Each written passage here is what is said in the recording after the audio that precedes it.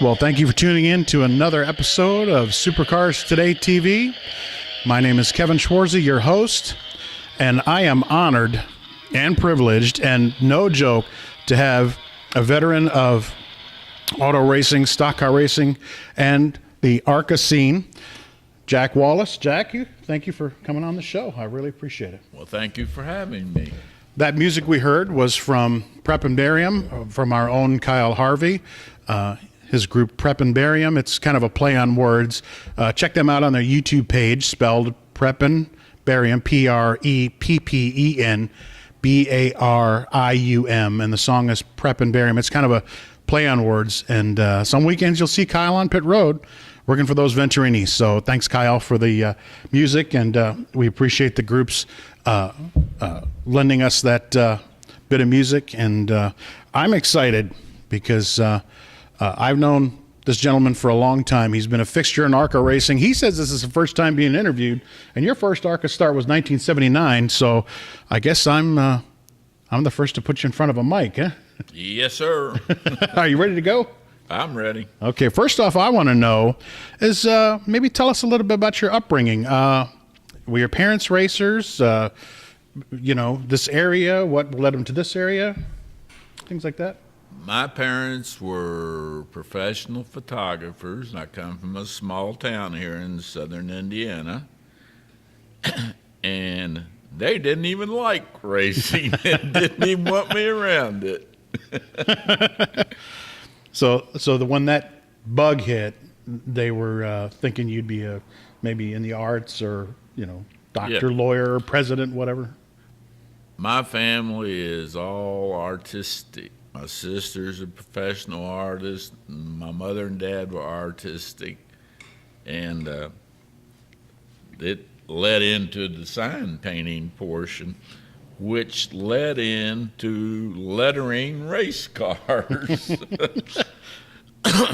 So I just started hanging around with racers, and I enjoyed that. When at a young age, I went to the Sportsdrome Speedway locally and kind of asked a few people, namely Darrell Basham, if I could go to the races with him. I lived around the corner from Darrell after I got out of the Air Force.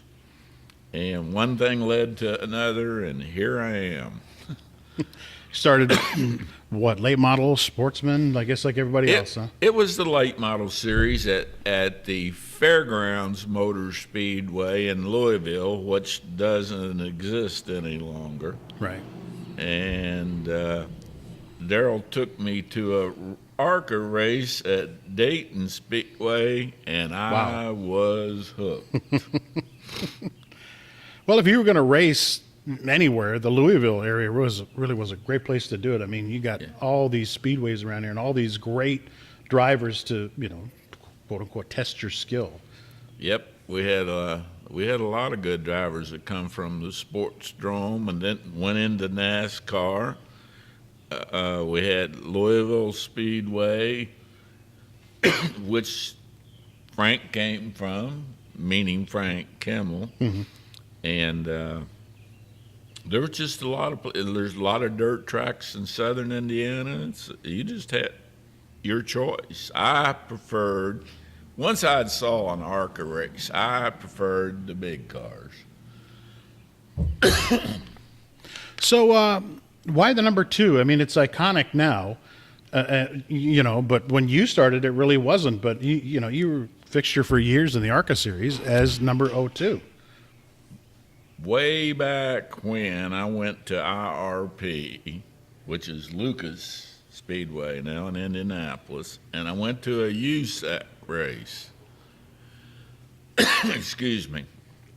And there was a car there that had 04 on it, and they finished pretty well. I don't even remember the name of the driver, but I said, it's unusual. It's not square letters, not block letters, but it's just something different, and I wanted something different.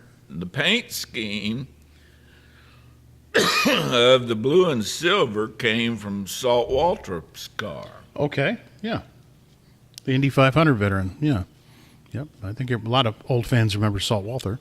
He also ran some NASCAR races, and of course, going to Daytona, I saw his car with the blue and silver. I said, "It's got to be blue and silver, and it's got to be old too." Wow. You're listening to Supercars Today TV, and I'm your host, Kevin Schwarzy. I got to remember to, say who I am. I've been told before I don't. It's because I'm so excited to get to my racing heroes and talk to them and, find out what, led them into the sport and things like that. So I will try to keep that in mind. But anyway, we're here with Jack Wallace. And that first time in the race car, what was that about and how did it go? I mean, the very first time, I don't know, late model, sportsman, whatever, enduro, figure eight. It was a sportsman car, and it was a 65 Chevelle, and I bought it from a guy, and it was junk. I raced it at the Sportsdrome Speedway, and I guess I caused a melee with the leaders. It didn't go too well. They come over and talked to me, but realized that was my very first race. And it was a learning process, so I got better after that. Well, you continued racing. Get better, or get my head knocked in, I think. Well, you continued racing, so it must have gotten better. But do you remember that first ARCA? Well, I guess at the time they called it Big Car Series. Do you remember that first ever start you made in the series? The first start was at the Sportsdrome. I think Mr. Kimmel Sr. promoted that race along with Seth Parker. If some of you recall that was history. And I finished pretty good there, sixth, I think. And some ARCA officials come over and said, "You got a pretty good looking car. Would you like to go to a villa?" And I said, "Where's a villa?" Head north. So they said, "You got to make a couple of adjustments here, but we would like for you to enter and compete in that race." And I remember when I went up there, I blowed my very first motor. Ooh. Heartbreak. Now, I've heard stories about, John Markham, president of ARCA at the time. You might blow up or you might, fry a transmission or rear end or something. From what I've understood, he would help racers at the time get to the track if they needed it. Say, "Oh, we need you to go to the next race." "Oh, I can't. I just blew up." He'd give parts or tires or whatever. I mean, what was your dealing with John Markham? John never helped me, but we went to one race where I just couldn't afford a new set of tires, and I did call the grandson, John, and he said, "Just come to the racetrack and go over to the tire people and tell them you're the guy getting the tires," which at that time was Dave Dayton's concession. And he said, "Oh, you're the guy getting the tires." And I said, "Yep, I am." That's me. Hand them over. Yep. They set me up with a set of tires. But you were a pretty small team running against some pretty big dogs. Yep, it was me. I didn't have a crew at that time. And a local engine builder helped me with the parts to build my first, probably tent motors. I would buy used NASCAR parts from BSR products, and I'd give them to the engine builder, and he'd put them against, "Well, this is good, and that's not good. But we get her together and just have to make do with what you got." Right. You ran Talladega in 1982, but never Daytona. How come? Mostly financial. You could absolutely blow your racing budget at Daytona. and not be able to race the rest of the year. But I figured if I didn't go to Daytona, that I could possibly run 5 or 6 short track races with the same amount of money. Because there is a lot of expense to run Daytona. You know, you're staying in a motel. I'm good, thank you. Yeah, that sounds great. Talking to Schaan Lamaster's here. We're in his shop, the Moenning Brothers. Going to try to get a look around the shop here. Yeah, that sounds great. I don't know about Jack. What's that? He's kind of our producer today. He asked if we wanted something to eat. Sure. I said sure. Thank you. We were talking about where we were going to come do the interview, and I said, well, when you guys were doing Kimmel team back in the early '90s with Terry Shirley and Jack, you guys have a party here in the pole barn here, and the people out there can't see it right now, but we're surrounded by just mounds of trophies because ASA star Mike Eddy ran out of this garage with the Moenning Brothers in the 70s and 80s, winning their ASA titles, and just the history in this shop is just unbelievable. And with the ARCA team with Jack and Terry and Frank, and that's where we're at here today. And that's who was talking to us there is Schaan. I would call him our producer today, and appreciate Schaan having us here, and we appreciate Jack coming and doing this interview here on Supercars Today TV.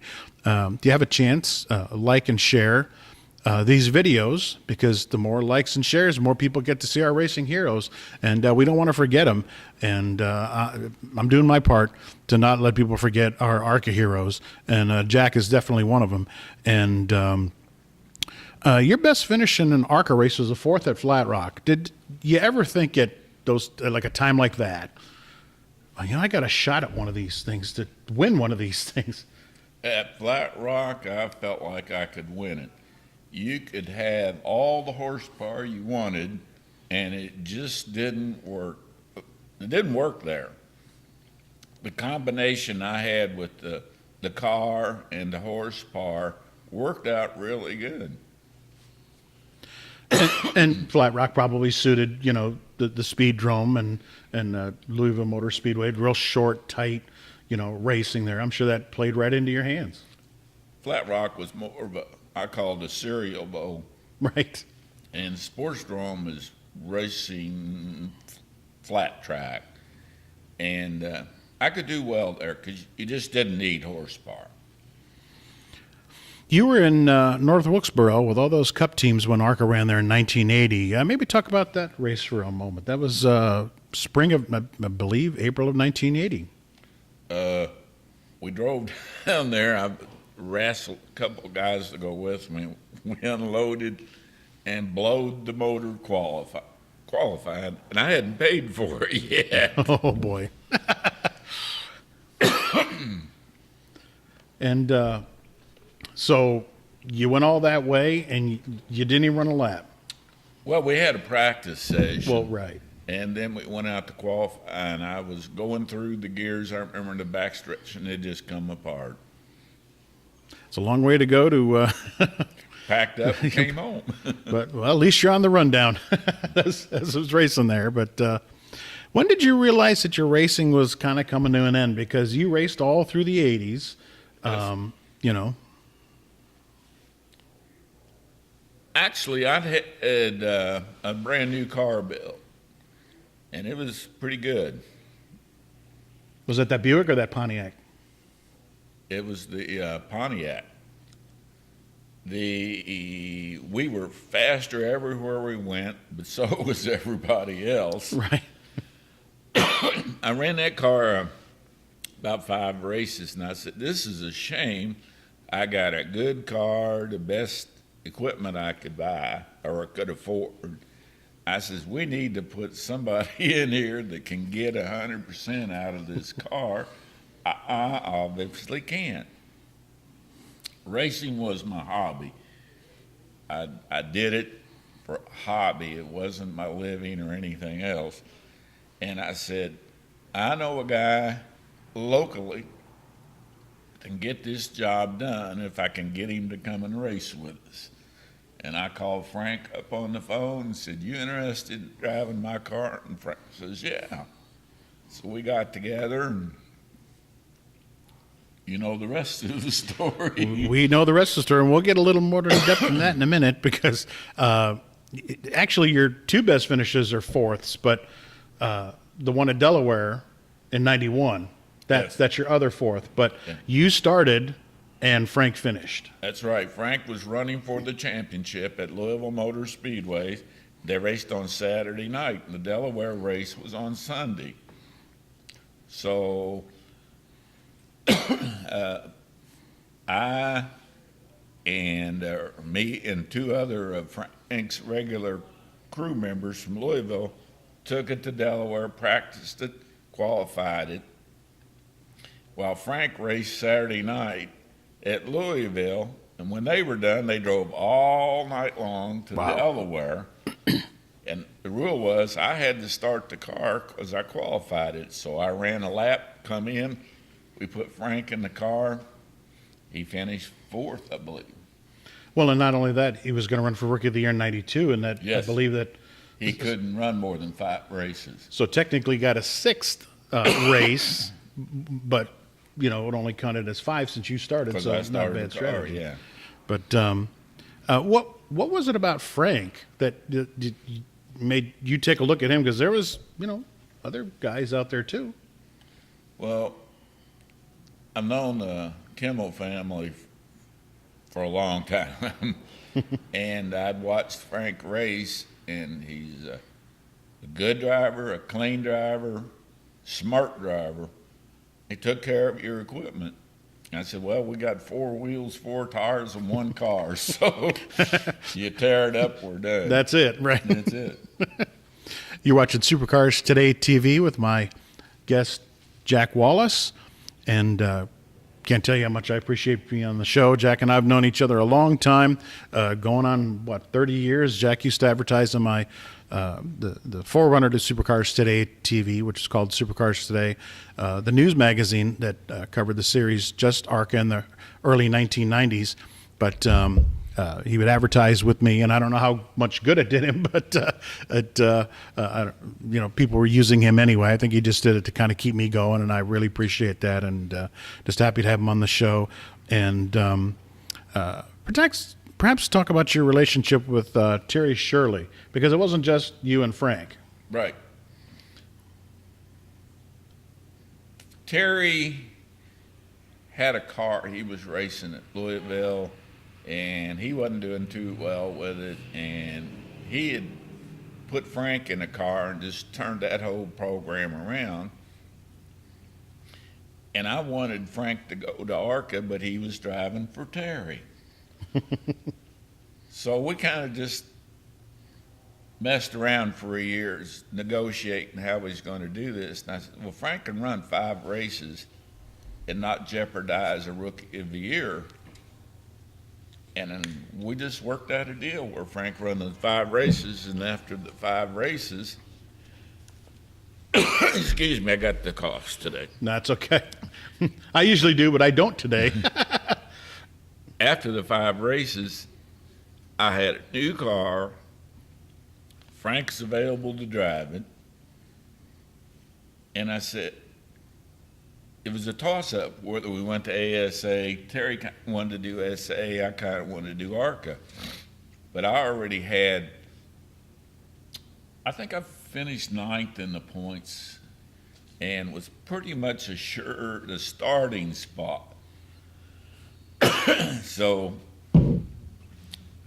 we finally talked Terry into yielding. We put Frank in the car, and they took the car up here to Moenning Brothers shop, and Terry probably was the brains behind the whole deal after that, and I think he pretty much paid for everything too. It was good stuff. The car, Bobby Wells had built it. It was a HAL copy of the latest design, and I think after they run a few races, they saw this. There was a contender for a championship. It didn't take long. And not only that, he would be able to get super speedway experience, whereas ASA was running maybe, I think, Michigan at the time, and that was only one time in the 90s. I don't think they were running Atlanta. They were running a lot of short tracks. But We no ran super Atlanta. We ran Michigan. I mean, ASA, I meant. ASA wasn't really I'm doing saying Frank super had an speedways. opportunity then to run big tracks. Of course, I always said, well, we hope he goes to NASCAR. But Sure. And I'm sure that was on you guys' mind that, Yes. okay, well, we're not stopping at ARCA. We're probably going to move on. Frank's got the talent to, I'm sure you saw the star potential, and Terry did yes. too, and said, well, we can eventually move on and, get Frank a deal, but we got to run speedways. I certainly couldn't afford to put him a good ride, and they took what I had and added a few new parts and better motors, and that's how it ended up. I think it probably cost Terry a lot of money. Yes, whenever I see him at the track, they mention the money. Well, this is the end of part 1 here at Supercars Today TV, and hope you check back for part 2 with my special guest, Jack Wallace. Jack, I do appreciate being on the show. Hang out here if you wouldn't mind. We're going to get you some more water and make sure we can make it through segment 2 and then the show and tell part. But really appreciate you tuning in here. If you wouldn't mind liking our video and subscribing on YouTube or liking our page on Facebook, we'd appreciate it. We'll also post this on some of these links on Jack's fan page on Facebook. If you haven't liked that page, go ahead and do it. A lot of neat photos on that page. It just started recently during the holidays, and we think you'll enjoy it. So thanks for tuning in, and we'll see you for part 2.